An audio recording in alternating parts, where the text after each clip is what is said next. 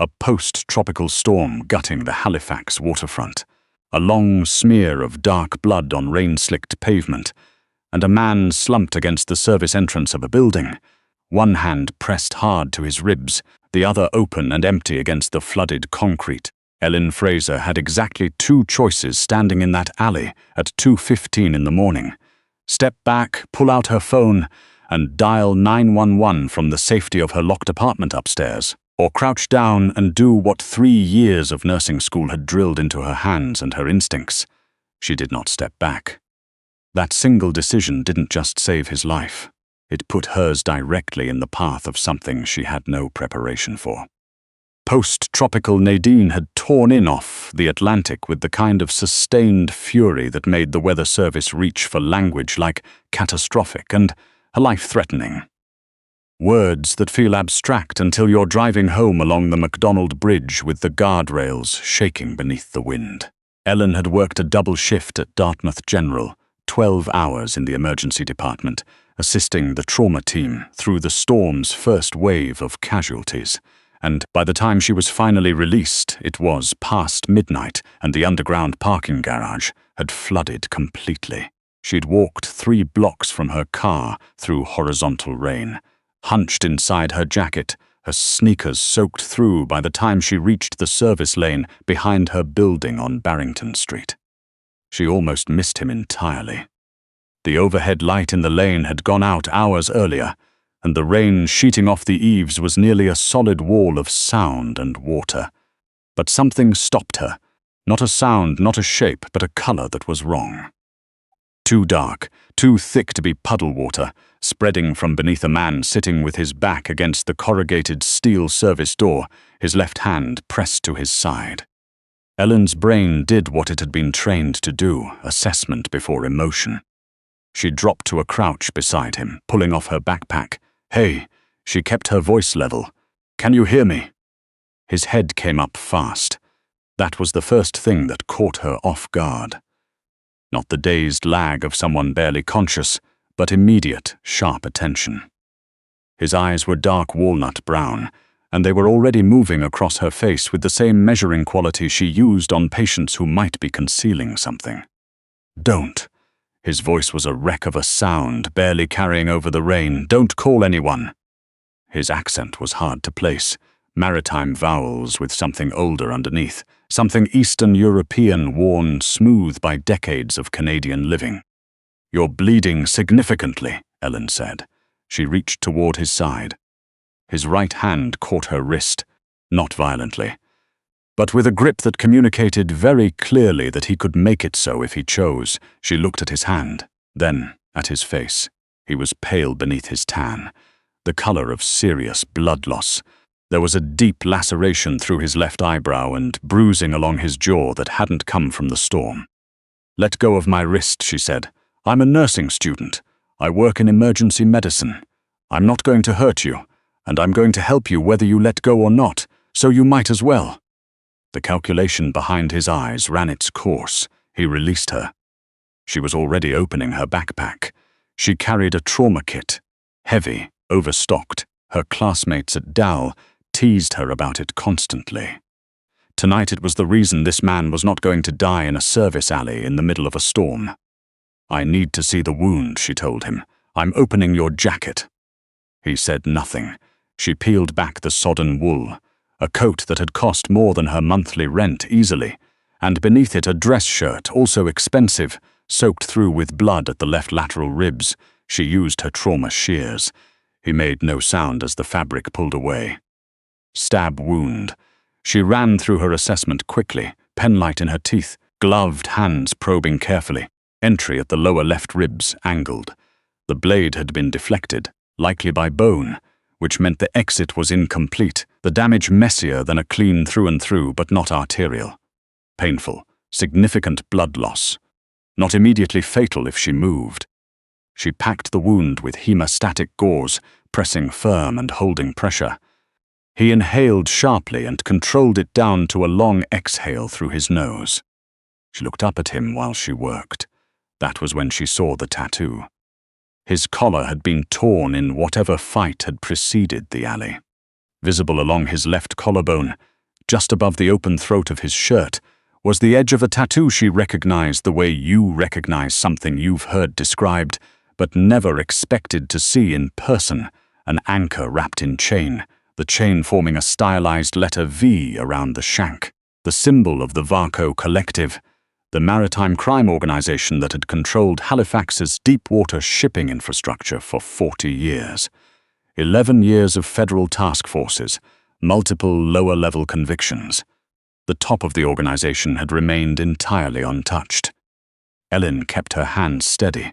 She kept her face neutral. She pressed harder on the wound. "You run it," she said quietly, not a question. He was very still for a moment.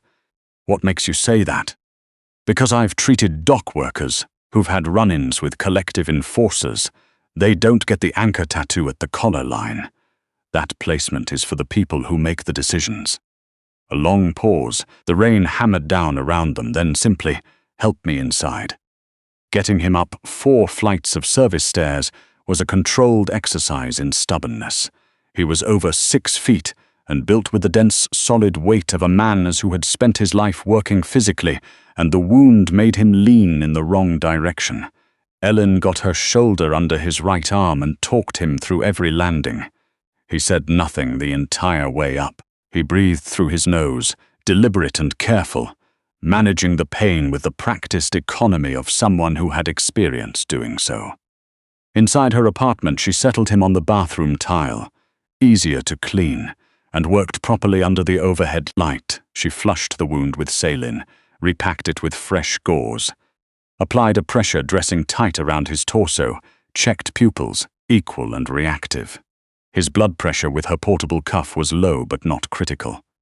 She started him on oral rehydration salts. She did not have IV supplies at home. She was not calling an ambulance.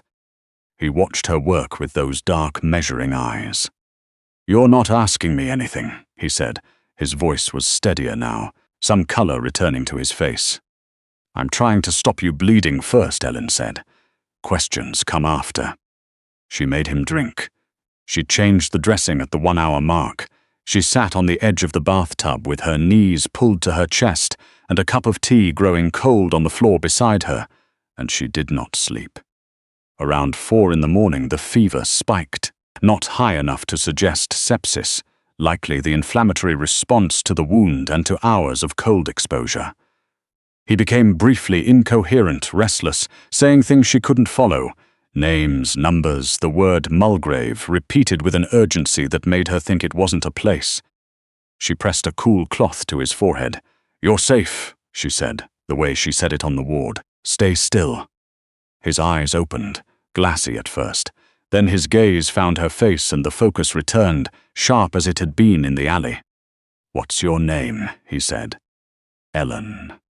He looked at her for a moment. "You should have left me outside." "Probably," she agreed. She went to her bedroom to find something dry he could wear. She still had an ex-boyfriend's flannel shirt and track pants in the back of the closet, and while she was there, she noticed that his jacket, hanging over the bathroom door, was dripping something from its inside breast pocket that wasn't water. She should not have looked. She was aware of that even as she did it. It was a watch.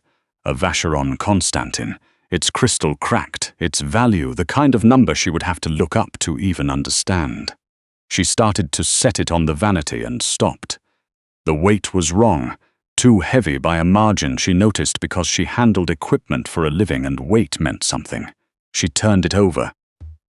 The caseback had been modified, the standard screwback replaced with something requiring a specific tool, and it was sitting fractionally ajar, cracked open either by the fight or by the fall, she couldn't tell. Through the gap she could see, nested inside the movement cavity where the mechanical components had been partially gutted out, a folded piece of polymer film no larger than a credit card. She put the watch back in the pocket and did not touch it again.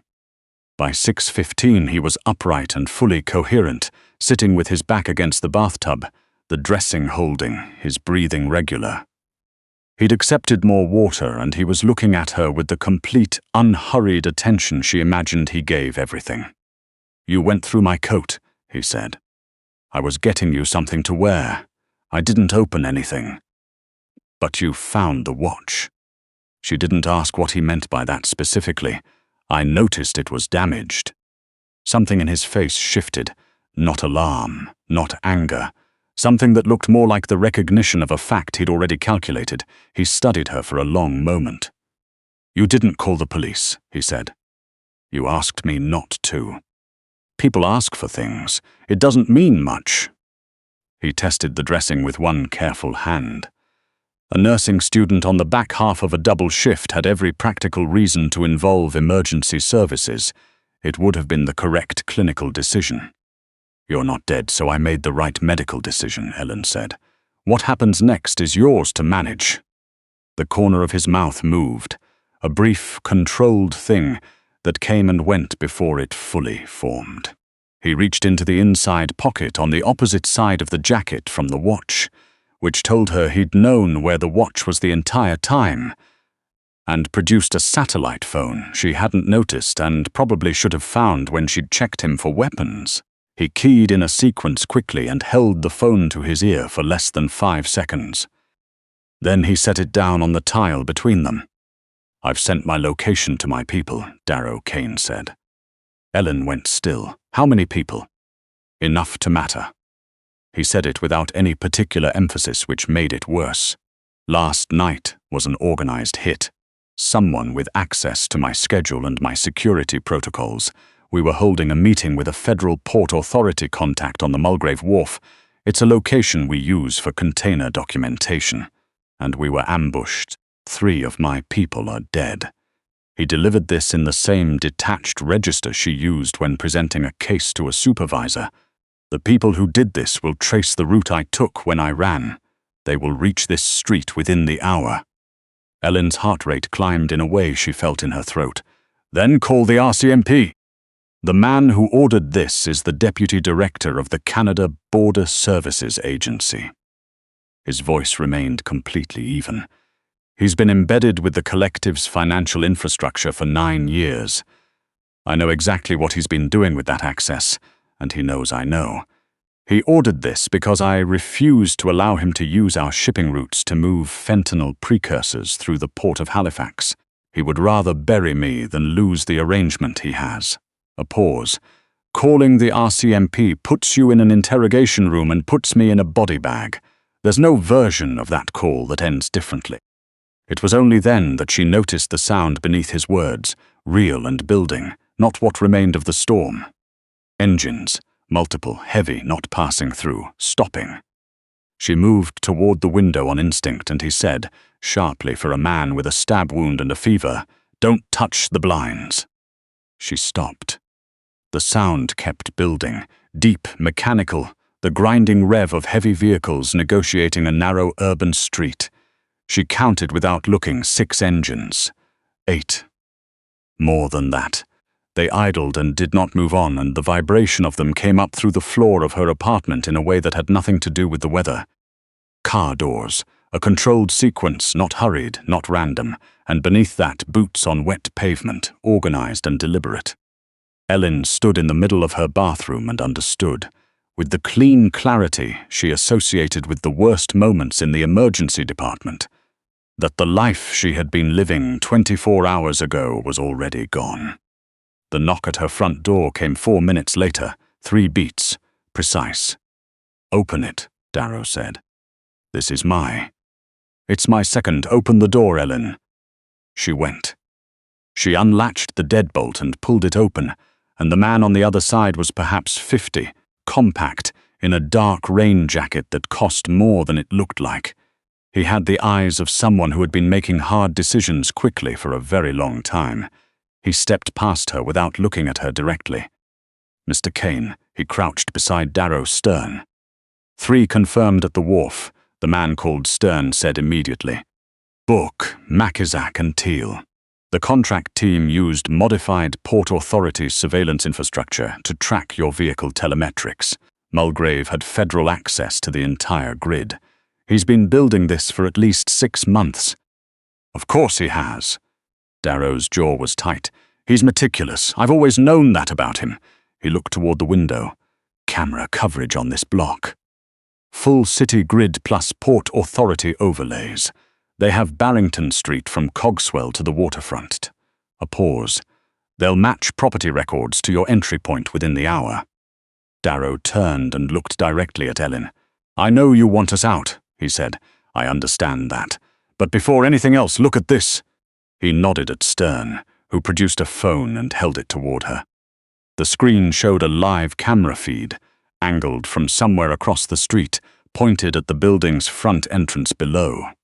3 unmarked black vans were already pulling onto Barrington from the South End. Men, in tactical gear, no insignia, no identifying patches on their vests, were moving toward the lobby entrance in a formation that was not improvised. Private security contractor, Darrow said. Former military. Mulgrave hired them through a numbered company registered in the Caymans. I can tell you that with certainty because I have documentation of every transaction. He paused. If you stay here, they will breach that lobby in under 20 minutes. They will search this building methodically. And you are a loose end. They will not leave you. Elin watched the screen. She watched a resident, an older woman in a housecoat, woken by the engines, open the lobby door to check the noise, and then close it again very quickly when she saw what was outside. She looked at Darrow Kane. Pack a bag, he said. His voice had changed register, not softer but less formal, as though a particular kind of distance had become unnecessary. I'm asking, not ordering. That distinction is real and I want you to understand it. Elin went to her bedroom. She pulled a duffel from the top shelf of the closet and packed the way she'd learned during her 2 northern nursing station placements, quickly, without wasting motion, only what actually mattered. Clothes, her laptop, her nursing ID, and her passport from the nightstand drawer, the external hard drive with 3 years of clinical notes and her thesis research, her grandmother's ring from the dish by the bed. She stood in the center of the room for 4 seconds. Then she picked up the bag and walked back to the hallway. 2 men she hadn't heard arrive were moving through her bathroom with evidence bags and chemical wipes, systematically removing every trace of Darrow's presence from the tile and the fixtures and the floor. They worked with the speed of people who had done this before and expected to be elsewhere soon. Outside, the street was a different world. The storm damage was the same, branches down, water pooled at every drain, 1 traffic light swinging dark on its wire. But ranged along Barrington and into the service lane behind the building were vehicles she hadn't understood from the window. 18, 20 blacked-out SUVs and 2 cargo vans, all running, all with men at the hoods and at the corners, their attention moving in the overlapping arcs of a trained perimeter. 200 meters south, the contractor vans were still positioned at the building's front entrance. They hadn't looked this way yet. Stern moved Darrow into the rear seat of the lead vehicle. Elin got in on the opposite side. The door closed. The convoy moved. Through the tinted window, she watched her building disappear between the brick shoulders of Barrington Street. She watched until the turn at Cogswell took it from view. She was still watching the place where it had been when Darrow said quietly, "Thank you." She turned. He was reclined against the seat with 1 hand pressed to the dressing, and for the first time since she'd found him in the alley, the controlled surface of his expression had given way to something she recognized because she saw it in herself sometimes at the end of the worst shifts.